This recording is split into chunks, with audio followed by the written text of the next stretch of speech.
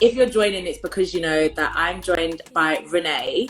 And Renee is from the recruitment team at Linklaters. So let's just get straight into it.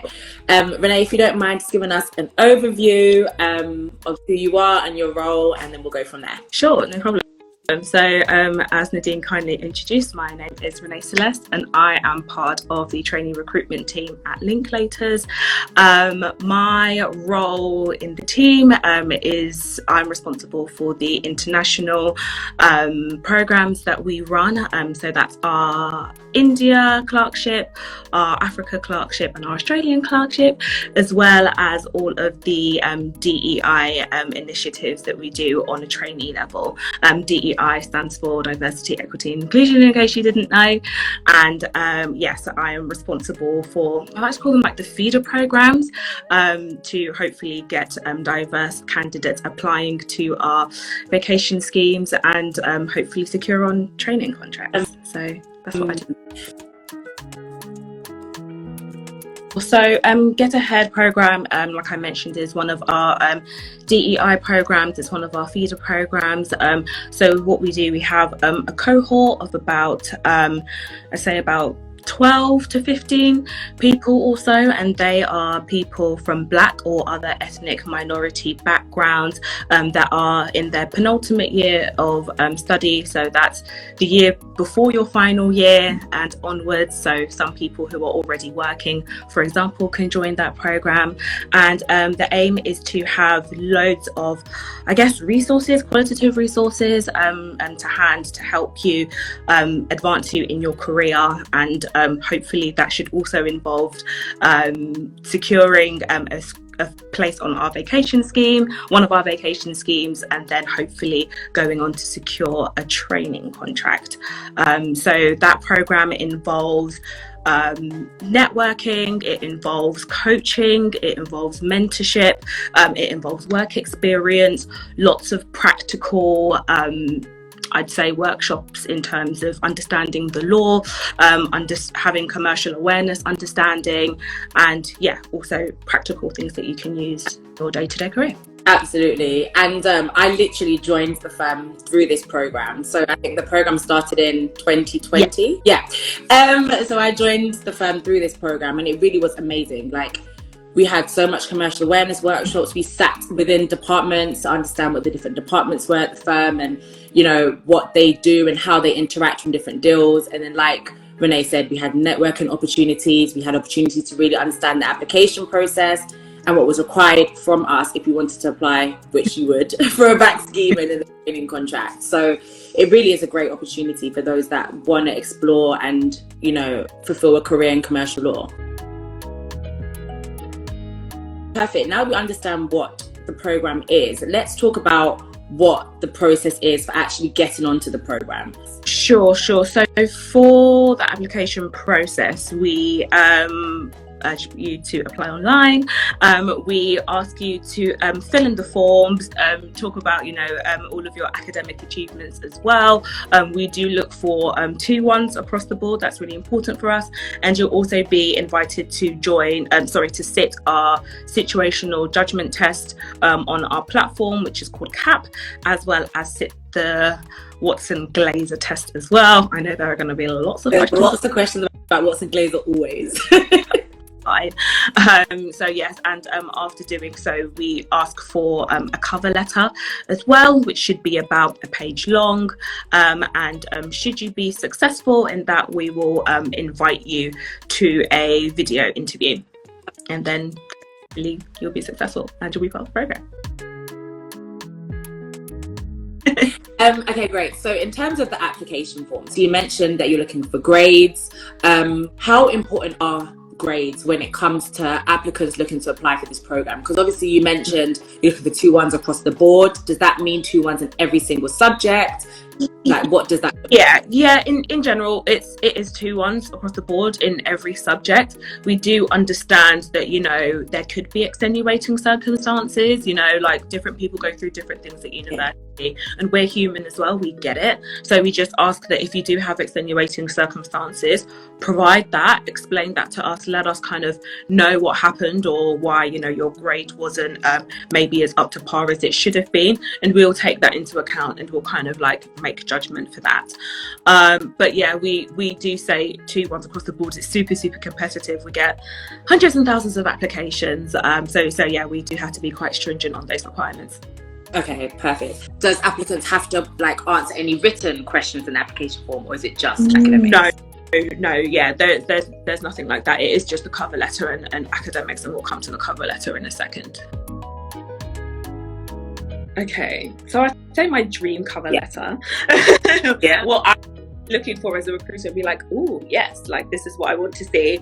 Definitely motivation for commercial law and motivation for Linklaters. I think those for me are the two most important things, and I want really thorough detailed on that. Like I want to see that the applicant has really taken their time to explore a career in law. And when I say explore, it doesn't mean that I expect you to have, you know, like work experience from when you were 14 and, you know, you watched Legally Blonde and that's when you knew that this is what you wanted to do. I just want to see that, you know, you've really thought through your options, and I think the different areas of law that you could go into, and specifically why commercial law is for you and something that you want to pursue as a career. And then why Linklaters. I want it to be a well-researched answer. I want to see that, you know, you've kept up to date with what's going on at the firm, the deals that we've been working on, you know, about our practice groups, which specific practice groups, you know, take your fancy and your interest, you know, all of that type of things that are just really wholesome answer that you have been proactive in seeking this out for yourself as something that you'd like to do. Amazing. And what were you thinking in terms of length? Because really and truly, we could go into a lot of detail about why law, why commercial law, why links. Like, it could be long. So what kind of links at 1 page? I think 1 page. One page is there. If you have like a lot of experience and a lot of things that you want to draw on as to why law, I don't mind 1.5 pages, but it has to be. I don't want it to be waffly. I want it to be quite precise, and I will understand that you've gone over because, you know, you wanted to really, you know, explain some certain things or add some certain things. That I totally get. That's fine. But let's try and keep it to 1 page if we can. Okay. 1 page is the aim. Yeah. Love it. So this is something I always get messages about, always get DMs about, because it is a test that people really struggle with. And a lot of applicants see it as a barrier to progressing in the application process for many firms. Yeah. And so can we kind of talk briefly about how links see the Watson Glaser test in terms of how it's assessed and how you think applicants can adequately prepare before taking the test? Sure. For us, Watson Glaser is really important. We constantly review the benchmark. So we do try and make sure that it isn't a barrier to entry for some people. So it is something that we are looking at and we are reviewing all of the time. But we find that, yeah, we do need people to pass it, and it has been a good tell for us as to whether or not someone will be successful on our programs, and then on a vocation scheme or in a training contract going forward. So that's why we do stick with them. Yeah. In terms of actually in terms of preparing for them, practice. Practice. As much as and if it helps, like I've done a few of them before, and I know that they're not easy, but like with anything, the more practice you get, the more you're able to master it, and then the more comfortable you'll find it when it's time to do it. So I know that there are a few websites out there. There are. With that, and even before you sit the Linklaters one as well, there are quite a few practice questions. Go through them, really study it, and really understand what is being asked of you. For different times. There are no time restrictions during the application process. Genuinely do take your time. And understand it. And if you need to take a break, you need to go away, if you know you've had a stressful day at work, do not do it then. However best you work, whether it's first morning, last thing at night, do the practice, and then, you know, kind of take it in line with that to give yourself the best opportunity. Amazing. And do you have to do the Watson Glaser test within a certain amount of time? Say when you submit the application form, what does that look like? You've got 5 days. You've got 5 days. They're not business days, so it goes over the weekend. Well, weekends included. Business days not included. Every day is included. So yeah, if you make sure that you fill that as well, because loads of people actually start the application and forget to take the test, and then that's it. Your application disappears and it doesn't come through. Okay. So yeah, just make sure that you actually remember to complete the test so that your application can be counted. Because there's no point, you know, kind of like doing all of that work. You've put in all of your grades. You've kind of like done all the footwork. You've probably even done the situational judgment test, and then you just don't do the final test. So do it. Try it. Practice as much as you can. Come and take it when you're feeling as confident as you can, of course, within the 5 days, and then hopefully you'll be successful.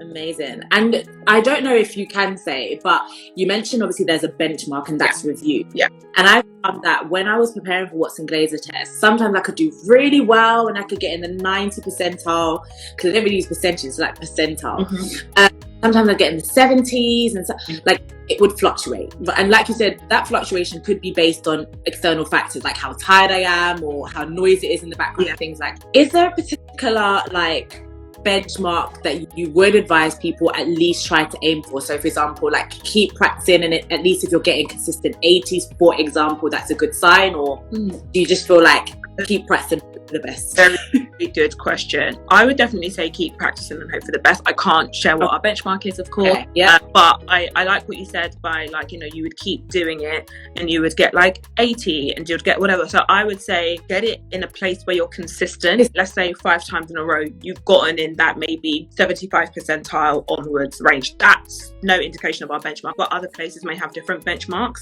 And like you say, loads of other different law firms use it. And as much as we obviously want you to apply to Linklaters as well, the reality of it is that other people use it too. So you don't know what their benchmark is. Just kind of keep going and keep practicing. And that means that even if you do have an off day somewhere that may have a lower benchmark, you know, may be able to accept that. You don't know. So that's how I would kind of judge it and keep testing and keep practicing. Excellent. One thing I would also add on the whole Watson Glaser practicing front is that I think it's really easy when you keep practicing the same type of test that you remember the answers to certain questions and you just answer it because you know the answer, not because you really understand why the answer is the answer. So one thing that I've always advised people is when you do a test and you submit it and you get back your answers and you know where you've gone wrong, make sure you review the answers and you know why you've gone wrong, so that you understand how you are or aren't interpreting things. Yeah. So you implement that going forward, because you don't want to be getting in the 90 percentiles because you know what the answer is, not because you understand what the answer is. I think that's a really important distinction. I was just going to say that if you are asked to resit it, and it's a different set of questions, that's really, really awkward. Yeah. If your difference is quite like stark and obvious that it's only because of repetition that you know the answer instead of having the actual right mindset. So yeah, just focusing onto that point. Yeah, and even though firms that will ask you to resit the Watson Glaser on the spot at an assessment centre. So yeah, you don't want to get into that pattern, and you also don't want someone else to do the Watson Glaser for you guys. Please don't do that. Don't do that. We're gonna know. Then you mentioned that there is a situational judgment test, which you refer to as Capp. Yeah. So the firm has a Capp assessment. Yeah. Let's talk about that, because I feel like a lot of people either haven't done a situational judgment test or never quite know how to approach them. So it's some people, I'll answer it how I would act in the situation, or should I just answer it in terms of what the firm want me to say? Like, what is you guys' approach to that? Definitely answer it the way that you would answer it, because at the end of the day, every firm has a culture. And it's important that you come into an organisation where there is a fit between how you work and your personality and that culture. And sometimes when you get these questions, it's hard to know exactly what you would do because you're not in there and you don't know. So definitely answer it honestly and to the best of your ability. Don't just kind of like put your professional hat on and this is what I would do. No, like genuinely, if you in that situation, what would you do? Because that tells us how you handle stress, how you handle pressure, because everybody knows what to say in an interview to make them sound good, but when an actual scenario is put in front of you and you've got a different, I guess, variety of options or ways that you can go about that same problem, there is actually no right or wrong answer. So definitely, you know, be honest and, you know, do what you think is the right thing to do, and we'll take it from there. But it's not seen as oh, you're a terrible person because you didn't get this bit right, or da da da da da. It's just about fit, and it's just making sure that you are in a place where you're able to thrive, and we are able to support you as best as possible. So yeah, just see it as that. It's a match. It's a matching thing. That's all. It makes sense. And on that point, like you said, a lot of people look at commercial law and think, oh, all these law firms are the same. Because to be fair, there's a lot of law firms. Yeah. And people find it hard to distinguish one law firm from another. And so that's why they get into this space where they're copying and pasting answers from different applications, different law firms, thinking each law firm wants the same thing because they think on the outside they look the same, and that's not the case. And so what I always encourage applicants to do is to also look at what qualities each law firm is looking for in their trainees as they go throughout any application process with the firm.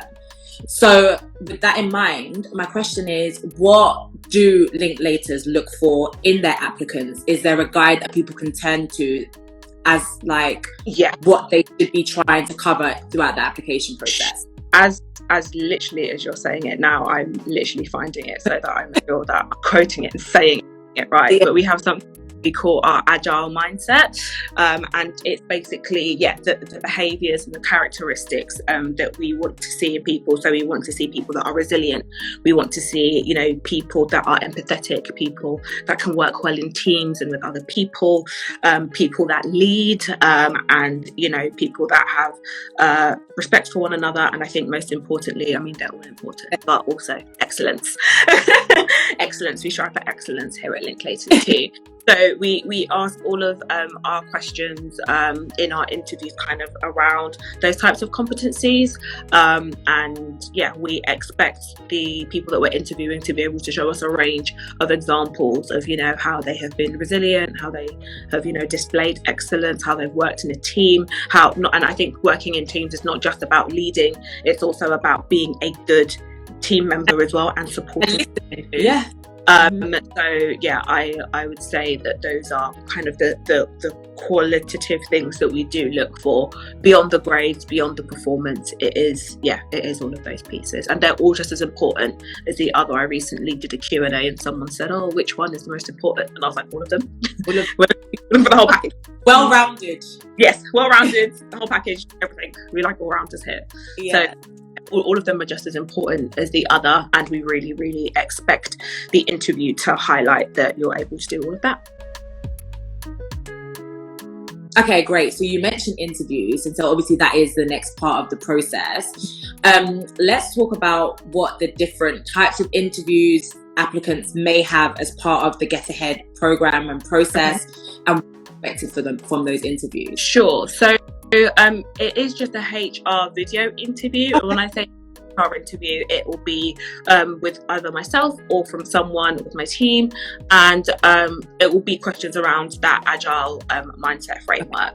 So we are testing competencies, a competency-based interview, and that's basically we have, I don't know, like I said before, teamwork, and we expect you to provide examples of the various teamwork scenarios or questions that we throw at you.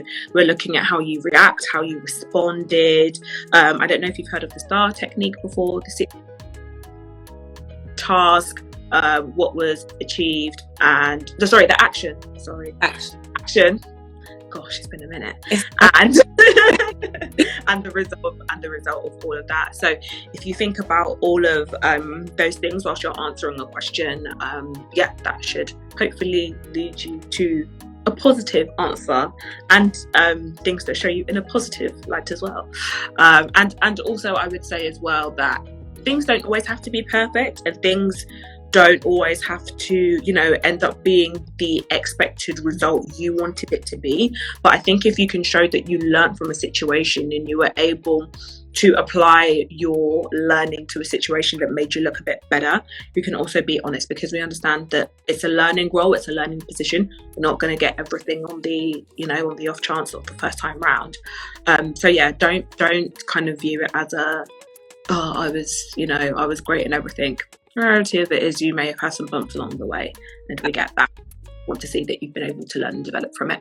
Absolutely. And I think that's such an important point. And that's why I've remixed the STAR method. So my STAR method ends in another R. So like you said, situation, task, action, result. And then I always add reflection. And that is that piece that you said about especially when it may not have been positive, that's absolutely fine. That's life. Everything isn't golden roses. Looking back on the situation, what would you have done differently, or how do you see that situation now, or what did you learn from it? I think the reflection piece tells recruiters, in my opinion, obviously I'm not the recruiter, how you are better now than you were in the situation that you're describing clearly is in the past, right? So I always think that reflection at the end is always a good way for them to see that, you learn and you grow as you do as humans. Perfect. And so can applicants that have applied in previous rounds apply again? Yes. Okay. Perfect. As long as, there's not even as long as apply again. Go for it. Second chances. We're here for second chances. As long as you meet the entry requirements, why not? Concludes the core Q&A that we discussed. So I just want us to kind of turn to some questions that have come in during the live.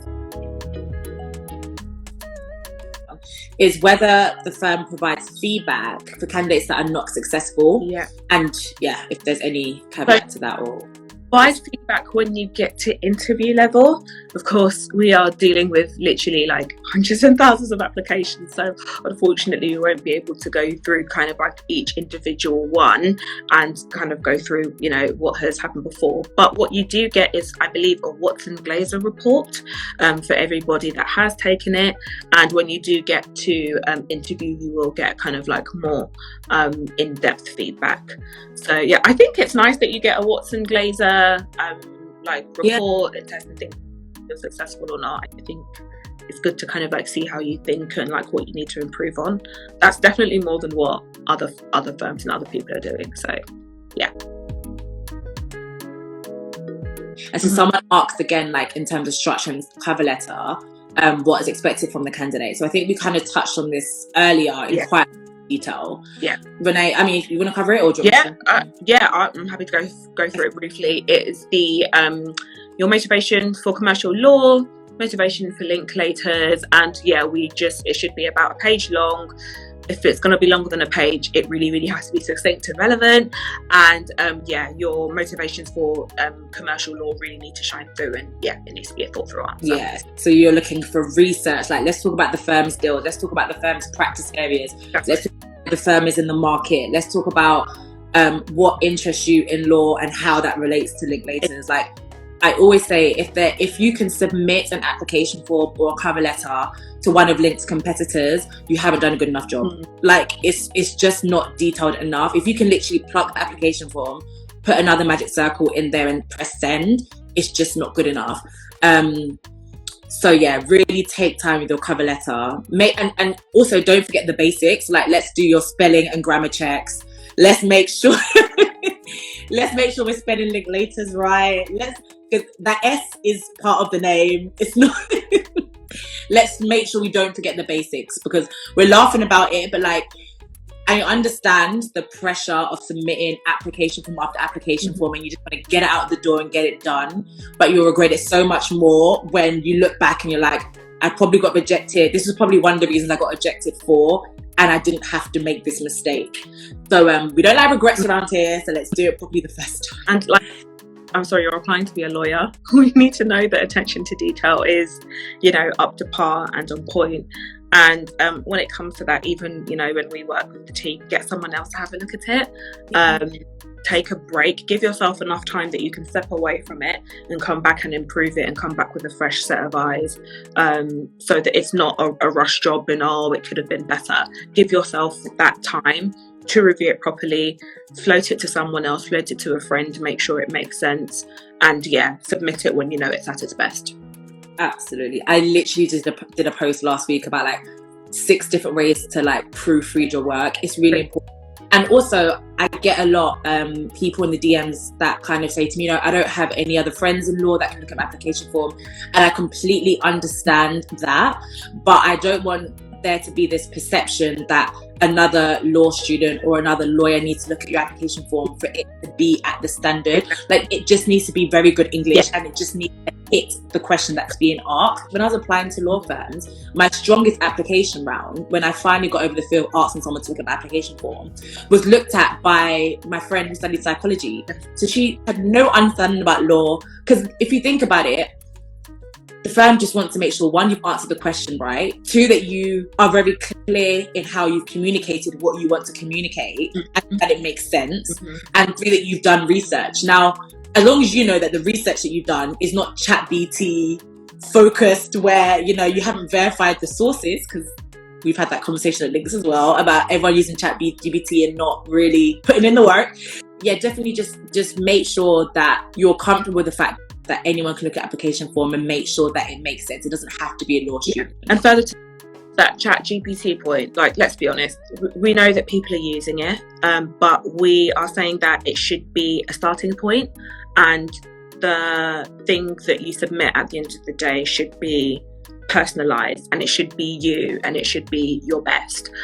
So I mean, even at the firm, we use Layla. We have our own internal ChatGPT tool. I love it. It's a great marketing tool. But we use it in the firm, so we know that you're going to use it. It's the future. It's AI. It's here, and it's here to stay. But make it make sense. We know what a ChatGPT answer looks like, and I always say this: we're not silly. so really do personalize it. Use it as a starting point, and tailor it, personalize it, and make sure it's you, not AI writing the answer for you.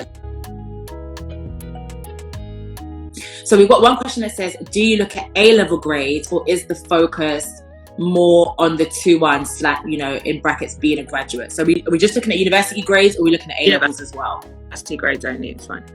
Okay, perfect.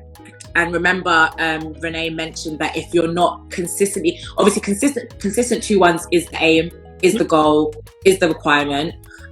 Life happens, and if there's any reason why you haven't got a 2-1 in certain subjects or at a certain point in time, please do use the mitigating circumstances box to detail why that is, so that the team can take that into consideration when deciding whether to progress your application.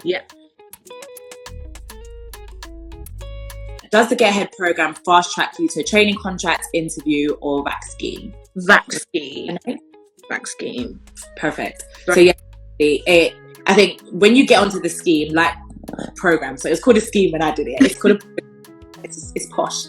When you get onto the program, like Renee said, you get a lot of different contact with lawyers, networking, exposure to the departments, different presentations on commercial awareness, things like that will put you in a better position for the vacation scheme process. And so once you're on the program, you are fast tracked to the assessment centre for the VAC scheme, which is correct. Yes.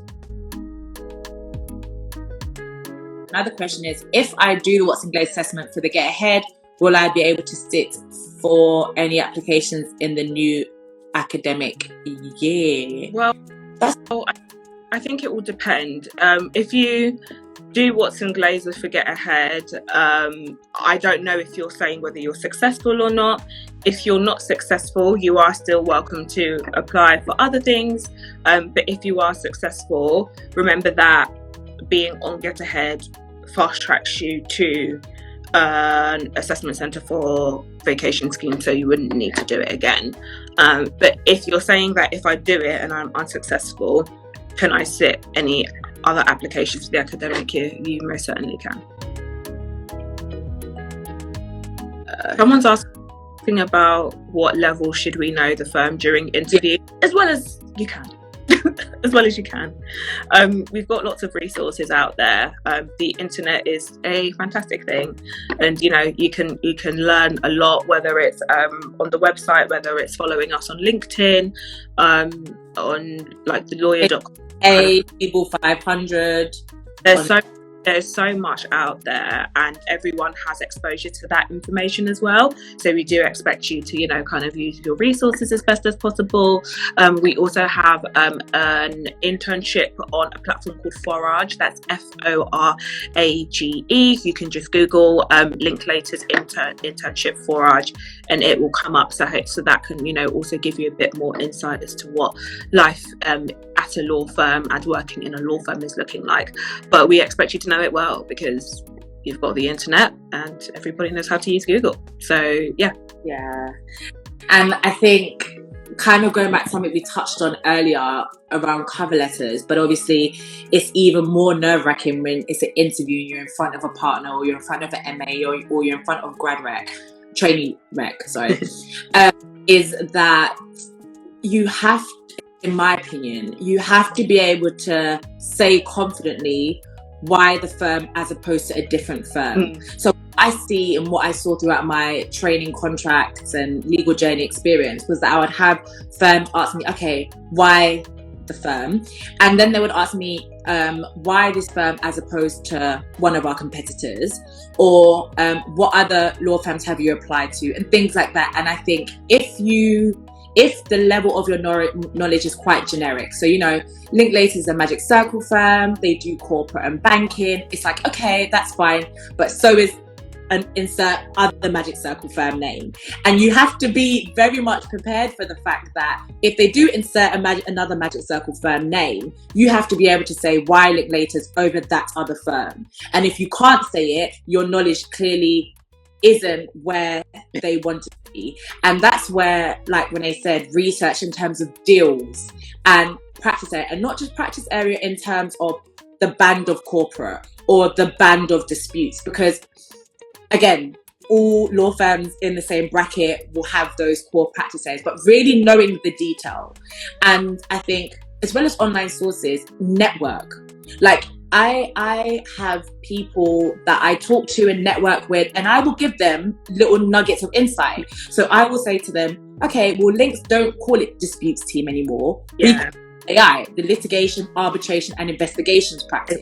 And very much set on them being distinct practices that we focus on. So we're really focusing on our arbitration practice and building that up. We have a litigation practice that does X, Y, and Z. And unless you network, or unless you really deep dive, you don't know that. So you going into interview talking about, oh, I really love your disputes practice. Well, it's not factually incorrect, but it's factually incorrect. So like, really, if you really want to work at a particular firm, you have to invest time. You really have to invest time, because when firms are going to spend thousands investing in you, whether that's in your course fees, whether that's in training, they have to know that investment is not going to lead them to them losing a trainee or an NQ or a lawyer 2 years, 4 years from now, because you actually want the firm. That's right. So yeah, please, if you feel like you're really struggling with understanding whether you know enough, you maybe don't know enough. Yeah, 100%. What is the desirable font and font size for the cover letter? 10 to 12. 10 we're looking at. No, like, smart professional, whether it's Calibri, Arial, type. Perfect. 10 to 12. Don't make it size 8 so that you can squeeze into one page, please. We're gonna know. All right, guys, I think we will leave it there. We really, really appreciate you all sticking around. We really appreciate all the questions you have sent in. Quick overview. Remember, the deadline for the scheme program is the 13th of June. A link to the program is in my bio. Make sure your cover letter is as close to one page as possible, as detailed as possible. Make sure you're practicing for the Watson Glaser test as much as possible, and you get it in before the 5 days expire. Remember, days, not business days. Those weekends are included. if relevant. And make sure that you look at the Agile Mindset Framework so you know what qualities and capabilities and insert word the firm are looking for. It's really important. Do your research. I want as much of us to succeed as possible, and it's really important that we do what needs to be done. Perfect. Thanks so much, guys. Thank you. Bye. Bye.